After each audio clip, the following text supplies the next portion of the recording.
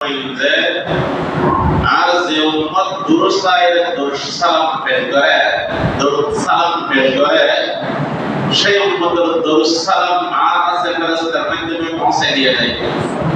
আর হাসায়ে যারা দরুদ সালাম পেশ করে না এই নবী নিজের কানে শুনি মান সাল্লা আলাইয়া ইনদা কবরি সামি'তুহু ওয়া মান সাল্লা আলাইয়া নাইয়ান গলাবাতুহু যারা আই নবীর রওজার পাশে আইলে সালাতু সালাম পেশ করে সামি'তুহু আই নবী জীবনী নিজের কানে শুনি দরুদায় পেশ করলে আর নবীর কাছে ফেরেশতার মাধ্যমে সালাতু সালাম পেশ করা যায়। মদিনায় ইমানের মারকাজ, মদিনায় মুবারক শহর, বরকতময় শহর মদিনা শরীফ। হুজুর আকরাম সাল্লাল্লাহু আলাইহি ওয়াসাল্লাম মদিনা হিজরত করার পরে মদিনাতুর রাসূল সাল্লাল্লাহু আলাইহি ওয়াসাল্লাম এর আগে নাম হচ্ছে ইয়াসরব। মদিনা শরীফ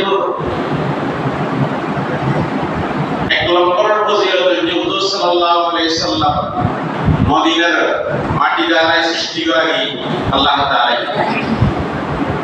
এবং এই মদিনাতে হুজুর সাল্লাল্লাহু দুনিয়ার কোন রাসূল তৈরি হযরত আয়েশা সিদ্দিকা রাদিয়াল্লাহু তাআলা আনহা ফজানাত পারেন মধ্যে আল্লাহ নবীর নাম নেই। আল্লাহ নবী দুনিয়ার তো বেশি মদিনাতে দুনিয়ার তো বেশি বেরিয়ে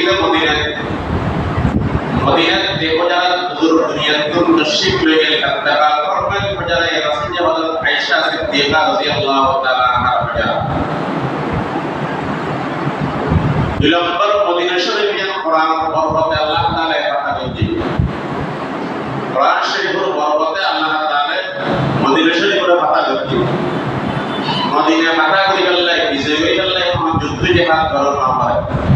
কোরআনের পর্বতে মদিনা শরীফ বিজয়, মদিনা শরীফ পাতা। তিন নম্বর